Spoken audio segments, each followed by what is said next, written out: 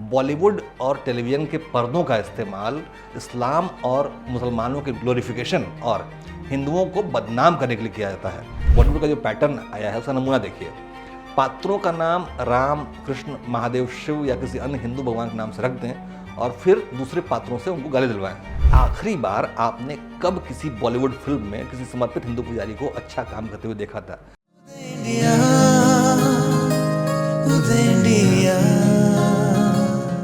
बॉलीवुड का नशा भारतीयों के सर चढ़कर बोलता है। जो पहले पर्दे की कहानियां हिंदुस्तानियों को बहुत पसंद आती है, लेकिन अपनी लोकप्रियता के आड़ में बॉलीवुड वो जहर परोस रहा है जो हमारे दिलो दिमाग को प्रदूषित कर रहा है और इसकी पड़ताल बहुत आवश्यक है। नमस्कार, उदय में स्वागत है आपका। मैं हूं अंशुमान आनंद। हाल ही में मैं सलीम जावेद के जीवन पर आधारित एक शो देख रहा था। अब सलीम जावेद की जोड़ी को कौन नहीं जानता, खास तौर पे मेरी उम्र के लोग, वो गुजरे ज़माने के लेखक हैं जिन्हें बॉलीवुड की कई हिट फिल्मों का श्रेय दिया जाता है। सलीम तो सलमान खान के पिता भी हैं, अब उनकी नई पहचान है, लेकिन जावेद अख्तर और सलीम खान, इन दोनों ने कई बड़ी हिट फिल्में दी हैं। अब जो शो हुआ, इनमें इन दोनों की बहुत तारीफ़ की गई। वहीं एक बात थी जो उन्होंने छोड़ दी, लेकिन वो बात मुझे याद है और आज मैं उसी की बात करूँगा। बॉलीवुड ने दशकों से जानबूझकर हिंदुओं की पहचान बदली है या फिर उन्हें बदनाम किया है, लेकिन बहुत से भारतीयों को ये एहसास तक नहीं है कि कैसे बॉलीवुड और टेलीविज़न के पर्दों का इस्तेमाल इस्लाम और मुसलमानों के ग्लोरिफिकेशन और हिंदुओं को बदनाम करने के लिए किया जाता है। गंगा जमनी तहजीब के नाम पर और भी बहुत कुछ है। पीड़ित, देशभक्त या मददगार व्यक्ति का चित्रण करते समय हमेशा वो जो शख्स होता है वो मुस्लिम नाम का होता है, जबकि बलात्कारी, देशद्रोही और आतंकवादी दिखाया जाता है वो हमेशा हिंदू नाम का इस्तेमाल किया जाता है। क्यों है ऐसा? जबकि हकीकत क्या है ये तो बताने की जरूरत ही नहीं है, हम आप अच्छी तरह जानते हैं। इस तरह से बॉलीवुड धर्मनिरपेक्षता की आड़ में वर्षों से लोगों के दिमाग से खेल रहा है। सलीम खान और जावेद अख्तर जैसे तथाकथित धर्मनिरपेक्ष कहानीकारों को इस्लाम को एक अच्छे और शांतिपूर्ण धर्म के रूप में और हिंदू धर्म को भारत में हिंसक धर्म के रूप में बढ़ावा देने के लिए दोषी ठहराया जाना चाहिए। हवस का पुजारी, मुंह में राम बगल में छुरी और आम तौर पर सलीम जावेद द्वारा लिखी गई सभी स्क्रिप्ट में हिंदू विरोधी गालियां भरी पड़ी होती हैं। अगर आपको याद हो फिल्म दीवार, जिसमें अमिताभ बच्चन का कैरेक्टर मंदिर की सीढ़ियां चढ़ना पसंद नहीं करता था, उसे उसकी परेशानियों की जड़ में भगवान नजर आते थे, लेकिन बिल्ला नंबर 786 को वो बहुत मुकद्दस, बहुत पवित्र मानता था। 786 का मतलब मुसलमानों में बिस्मिल्लाह या अल्लाह का नाम होता है। पहले ये अमिताभ, धर्मेंद्र, जितेंद्र आदि जैसे बड़े चेहरों के पीछे छिपा हुआ था, लेकिन जैसे जैसे बॉलीवुड पर डी गैंग का प्रभाव बढ़ा, यानी कि दाऊद गैंग का प्रभाव बढ़ा, हिंदुओं के प्रति यह नफरत और बहुत खुल के सामने आई। हर फिल्म में एक वफादार रहीम चाचा होने लगा जो हीरो के प्रति वफादार होता था और उसके बिना हीरो का कोई काम नहीं हो सकता था, चाहे फिर वो शोले हो या फिर आज की KGF या चंदू चैंपियन। ये मददगार की जो छवि जो बनाई गई, वास्तविकता इसकी उल्टी है। मेरा किसी धर्म के प्रति कोई द्वेष नहीं है, लेकिन मैं एक खास तरह के पैटर्न के बारे में आपको बता रहा हूँ जो लोकप्रिय साहित्य और बॉलीवुड फिल्मों और यहाँ तक कि विज्ञापनों में भी देखा जा सकता है। हालांकि फिलहाल हम उससे बॉलीवुड की बात करेंगे। बॉलीवुड फिल्म की स्क्रिप्ट मुसलमानों को अच्छे और हिंदुओं को बुरे लोगों के रूप में चित्रित करती है। हर फिल्म में अल्लाह और मौला के गाने होते हैं, जिसमें अभिनेता टोपी पहने हुए और अभिनेत्री हिजाब में दरगाह के सामने सिर हिला हिला कर प्रार्थना करते हैं और बड़े बड़े बालों वाला मौलाना ऐसे गाता है जैसे उसने नशे का ओवरडोज ले लिया हो। लगभग सभी फिल्मों में अगर सुबह या सूर्योदय का दृश्य होता है तो उसमें अजान बजाई जाती है, भजन नहीं। जरा सोचिए, बल्कि जब फिल्मों में भजन आता है तो उसमें कैसी नग्नता परोसी जाती है वो आपको सत्यम शिवम सुंदरम के टाइटल ट्रैक पर दिख जाएगा।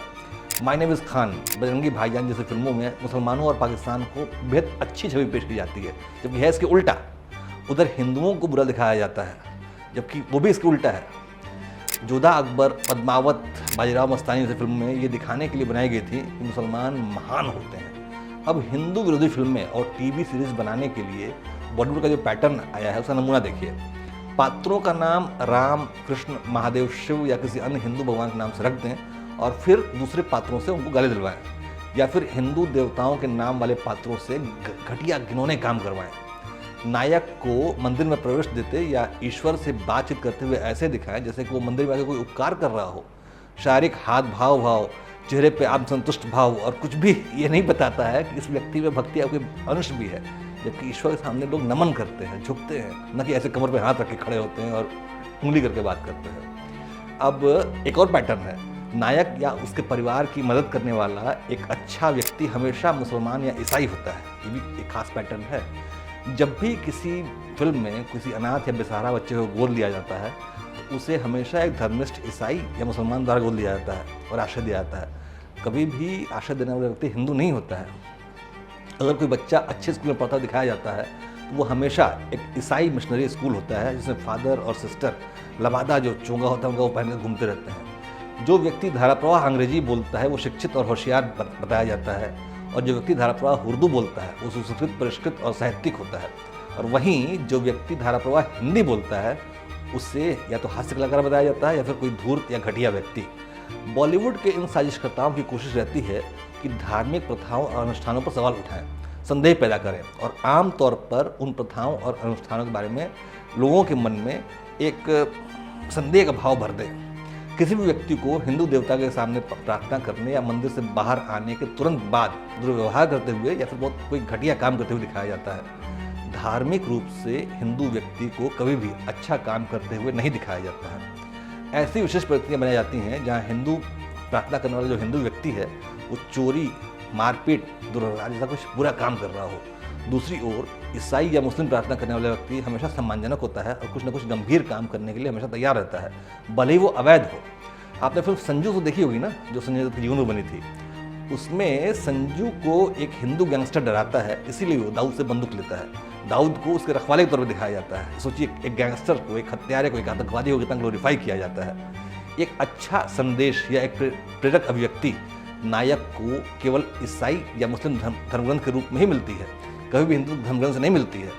सहिष्णुता और हास्य के नाम पर हिंदू देवताओं का मजाक उड़ाया जाता है, लेकिन अन्य धर्मों के लिए कभी भी यही पैमाना लागू नहीं होता है। आमिर खान की पीके फिल्म तो आपको याद होगी ना, जिसमें हमारे आराध्य देव भगवान शिव का तो माहौल बना दिया गया, लेकिन दूसरे धर्मों से बहुत ही सफाई से किनारा कर लिया गया। ऐसे में आम तौर पर लोग तर्क देते हैं कि हिंदू लोग खुद ही अपने देवी देवताओं का मजाक उड़ाते हैं, खास तौर पे रामलीला और रासलीला से त्योहारों के दौरान। लेकिन ऐसा ज़्यादातर असंतुलित और प्रेरित पॉपुलर कल्चर के प्रभाव के कारण होता है। किसी ऐसे व्यक्ति का धर्म परिवर्तन करना आसान है जो अपने धर्म को गंभीरता से नहीं लेता, और ये तब होता है जब हम हिंदू लोग जो हैं अपने देवी देवताओं का मजाक खुद उड़ाते हैं। ये बहुत गंभीर बात है, ऐसा होना नहीं है। अब जरा आप सोचिए कि क्या कोई मुसलमान अपने धार्मिक प्रतीकों, पैगंबरों, फरिश्तों का मजाक उड़ाता है? बिल्कुल नहीं। पश्चिमी देशों में ईसाई ईसा मसीह का मजाक उड़ाते हैं, लेकिन भारत में ऐसा करने की हिम्मत किसी की नहीं है। सिख अपने 10 गुरुओं का मजाक कभी नहीं उड़ाते हैं, वो सबके लिए सम्मानित हैं, हिंदुओं के लिए उतने ही सम्मानित हैं। क्या आपने कभी किसी को बुद्ध या महावीर का मजाक उड़ाते हुए देखा है? हम हिंदुत्व को दशावतारों में गिनते हैं, लेकिन कोई ऐसा करने की हिम्मत नहीं कर सकता है। मजाक उड़ाने के लिए बस सिर्फ राम, कृष्ण और शिव जैसे ही देवता होते हैं।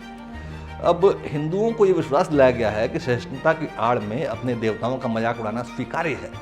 फिर अगर देवताओं का मजाक उड़ाना ठीक है तो फिर ईसाई देवी देवता, मुस्लिम प्रतीक जैसे उनका मजाक उड़ाया जाना स्वीकार्य क्यों नहीं है? क्या हमारे लिए कोई ऐसी फिल्म देख पाना संभव हो पाएगा जिसमें अल्लाह, ईसा मसीह और गुरु गोविंद जैसे सिख गुरु जैसे वो लोग हैं वो आपस में मौज मस्ती कर रहे हो या बातचीत कर रहे हो? अगर सामान्य तरीके से भी ऐसा दिखाया गया तो दंगे हो जाएंगे, लोग मारे जाएंगे और थिएटर जला दिए जाएंगे, और अभिव्यक्ति की स्वतंत्रता जो होती है, जो अभिव्यक्ति की आज़ादी की बात जो है वो धरी की धरी रह जाएगी। ये तो है माहौल। अब आप जरा दिमाग पर जोर डालिए और सोचिए कि आखिरी बार आपने कब किसी बॉलीवुड फिल्म में किसी समर्पित हिंदू पुजारी को अच्छा काम करते हुए देखा था? जैसे वो किसी अनाथ को ढूंढ रहा हो, उसका पालन पोषण कर रहा हो, या फिर लोगों के प्रति दयालु दिखाई दे रहा हो। आप कोशिश कर के थक जाएंगे, आपको याद नहीं आएगा, क्योंकि क्या किसी धर्मगुरु, ब्राह्मण या हिंदू पुजारी के लिए कभी भी सम्मानीय, नैतिक और दानशील होना संभव नहीं है बॉलीवुड के लिए? बॉलीवुड ने कभी देखा ही नहीं है किसी को, मतलब कोई हिंदू हो और वो सम्मानीय हो, नैतिक हो, दानशील हो। ऐसा कैसे हो सकता है कि बॉलीवुड के फिल्म निर्माता इतने बड़े हिंदू समुदाय के बीच एक भी ऐसा किरदार नहीं सोच पाते हैं? मैं यही बात कर रहा हूँ, इसी बात पर आपका ध्यान दिलाना चाह रहा हूँ। बॉलीवुड में हिंदुओं के प्रति एक अंतर्निहित नफरत मौजूद है। अब आप इसे चाहे डी कंपनी, दाऊदी कंपनी का प्रभाव कहें या फिर लेखकों की मजहबी ट्रेनिंग, लेकिन ये सच है और ये समय आ गया है कि हम हिंदू इन बॉलीवुडियों को ये स्पष्ट कर दें कि हिंदुओं को बदनाम करना ये तुरंत बंद करें, अन्यथा इसके परिणाम भुगतने ही होंगे। जय हिंद, जय भारत।